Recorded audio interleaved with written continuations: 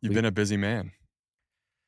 It was a busy week. Yeah. A week ago today was the Senate panel. I think giving the listeners some backstory on that would be awesome. Callie reached out to me and said, hey, Senator Ron Johnson of Wisconsin wants to put together a panel on chronic disease in the Senate and invite 10 to 12 activists, thought leaders, academic scientists to give a second opinion about how we got here, what's wrong with society, why we're all the sickest we've ever been. Clearly, modern Western medical science is not working because if you look at today, 2024, on every metric that matters for human health in terms of chronic disease, diabetes, heart disease, obesity, related kind of mental brain inflammation disorders like autism, ADHD, even autoimmune disease, and then even getting into the pure mental health stuff, depression, suicide, every single metric is at all-time worsts. Mm-hmm. All-time worsts. Like never been worse. Cancer, never been higher. Suicide rates, never been higher. Obesity rates, never been higher. Diabetes, never been higher. And Callie has this line that the more medication that we've prescribed, the worse it's gotten, right? So all of these advents that we've created, things have actually gotten worse. And yet in 2024, we're supposed to be the most technologically advanced we've ever been. We have more pharmaceuticals than we've ever had. We have more medical treatments than we've ever had. And we're the worst we've ever been. So there's two ways to look at that. The simplest way to look at that is what we are doing is not working. You know, if my background is obviously in business and investing, and if you showed me a company where the more money you spent, the worse the P&L got, you would look at that as any logical person and say, shut it off. It's not working. And so the expression that I've been using with some people is that our maps of reality, what we think in terms of how the world is supposed to work, is just totally wrong with human health. And the data is black and white. And so Ron Johnson had heard the Tucker Carlson podcast with Callie and Casey. Casey's his sister. And he was so inspired by that podcast and all the data and stats and facts that they cited on that podcast. And he said, this is totally different from what I'm hearing in my circles as a senator. And I'd like to have a public forum where we can discuss these things. And so Callie invited me to attend. And Callie, Casey, and Ron were the three that wanted to put it together. They deliberately chose panelists who had different uncorrelated backgrounds to provide different perspectives on different areas. My role or purpose on that panel was as kind of the businessman, investor, person who had experience with public companies and corporations, because I have a very strong view that a big part of why we're here is because of the misguided incentives and misguided regulatory approach that the U.S. has used for the last 50 years with corporations, where corporations have been solely focused on maximizing profits and bottom line and quarterly earnings.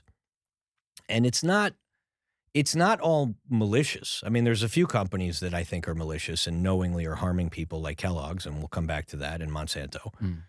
But I've dealt with a lot of these executives. I've dealt with a lot of these board members over 25 years, and they're just trying to keep their jobs. And if they make a decision in their boardroom or as an executive of one of these public companies, if they make a decision that harms their quarterly earnings to try to make people healthier, they get fired.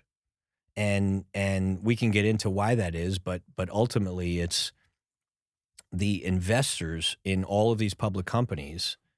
If you go back 50 years ago, you knew who your investors were. You could call your investor up and just say, hey, like, I'm going to make this decision because it's better for humanity. But now with all of the giant index funds like BlackRock and Fidelity and Wellington, and there's not humans behind these decisions. They are just trying to pick the stocks that ultimately drive the greatest investment returns. And if you are a company that doesn't have the best returns, and there's other comparable companies that have better returns than you, they just sell your stock and they pick the better one. And so there's a whole aspect to, I think, how this happened, and it's actually quite analogous also to what's happened with the food industry, where 50 years ago you knew your butcher.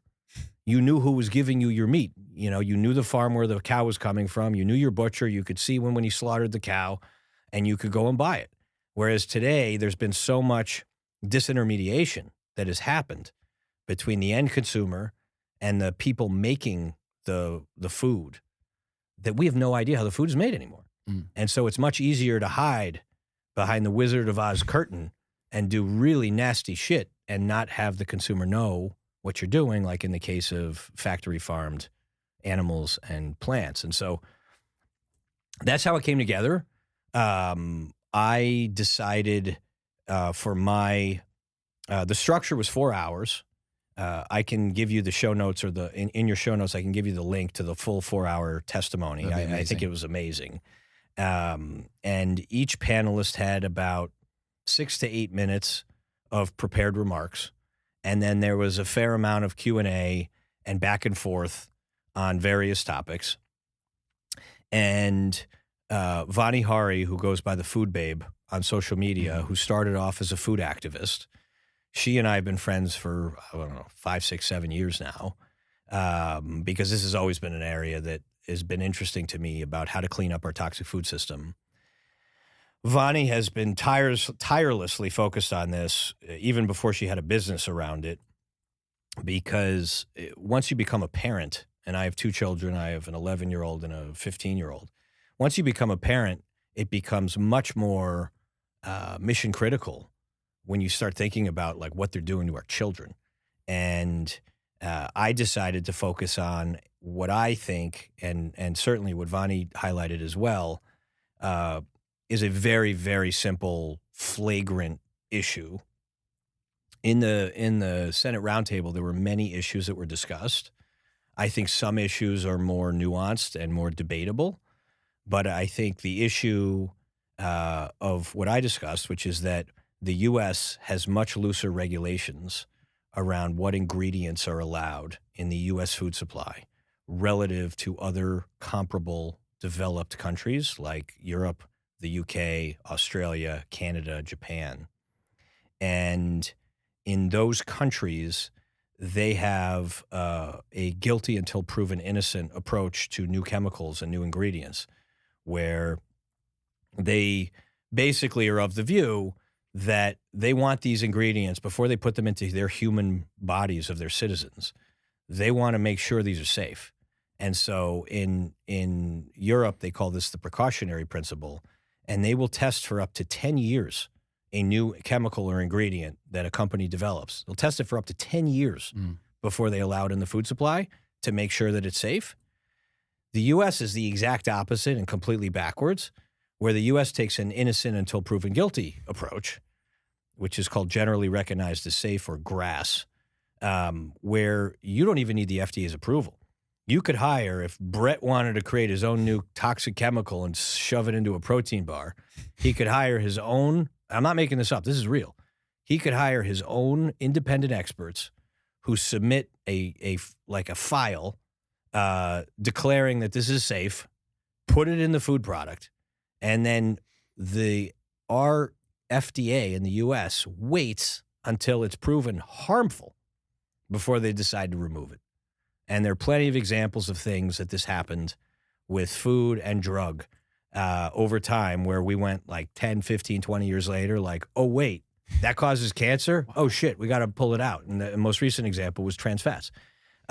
So what I said on my panel was all of these other countries, and I cited Europe specifically, we have 10,000 ingredients here that are allowed in our food supply.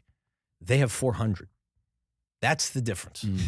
And we have this approach and this view here that it's helpful for innovation, which is why we, this is because we're so focused on capitalism here, and we're so focused on creating things that make money for other people, that the argument is that the way Europeans do it and the way that all these other developed countries do it, it stifles innovation and it's over-regulation, and we're much more free.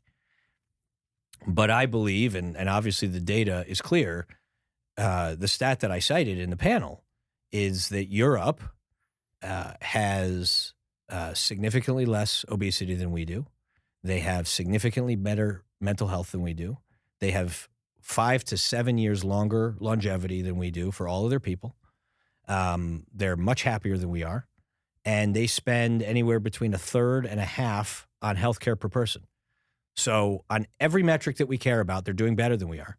And they spend way less money than we do. And so my point to the Senate was, they already showed it. Like, we don't have to debate this, guys. Like, they already have a list of banned chemicals. These are countries that we respect. These are countries that we trust enough to have nuclear weapons. So we obviously respect them enough. If we're willing to let France have nuclear weapons, we obviously don't think they're dumb. And so my point and Vonnie's point was, you have foods like, and we used the example of Froot Loops, which was like kind of a big visual, where we showed the Froot Loops from Canada and we showed the Froot Loops from the U.S. The Froot Loops in the U.S. has 4 different artificial food dyes that are derived from petroleum, that in Europe they require cigarette-like warning labels that say on the front of a package, if you use these food dyes, it says these ingredients may cause behavioral disorders, autoimmune issues, and learning issues in children. And nobody obviously wants to have cigarette warning labels on kids' food. So all of these big food companies, Kellogg's, I think, is one of the worst violators, but all these big food companies have a different, safer version of the exact same product that our Americans consume here. And they sell it over there. They formulated it here. In some cases, they make the safer version here. They make it here. And they ship it there. And we as Americans are the ones that have to suffer because we get the shittier, more toxic, less safe version here because they make a little bit more money from it. Mm. And so the point, and it was like this sort of when we pulled out the 2 bags of Froot Loops in front of the crowd, because you could see how much brighter. I mean, the Froot Loops in the U.S. looks like neon, and the Froot Loops, which is colored with fruit juice, the Froot Loops in Canada is a much more muted color. And when we pulled it out, and maybe you can clip it, like the whole audience gasped. Because there were gasps. Yeah. It was a mic drop moment for sure. The senator gasped. Like, he could not believe the difference. And we, because I was so fed up with this, this is back in March, my background as a professional investor was I did a fair amount of what's called shareholder activism, where we write letters and try to use the legal system and pressure to try to get companies to change their behavior. And in many instances, it works. And even though I no longer run a hedge fund, I wrote a shareholder activist letter to Kellogg's in March of this year, which outlined everything I just told you. And basically, the thesis of the letter was, shouldn't American families and American children receive the safest and best version of a product that you already make, which sounds so obvious. And when Kellogg's wrote us back, they basically said 2 things. The first was, in our consumer studies of children, they prefer the brighter colors. And you're asking kids for something. And the example I gave in the Senate was, if you give kids the option of taking cocaine or sugar without knowing what's what, like, they're obviously going to pick cocaine. It doesn't mean it's right. Mm-hmm. So saying that kids prefer brighter colors is not an acceptable answer. And they make more money off of it. And it's far more profitable to use synthetic chemicals than it is to use fruit colorings. Mm. And so it was like a dream come true kind of day for me, because I've been working on these issues for 15, 20 years now. I've been labeled a conspiracy theorist many, many times. People thought I was nuts. Most Americans don't know that that big food companies do this. They just think because it's a big public corporation, they have our best interest in mind, and they don't.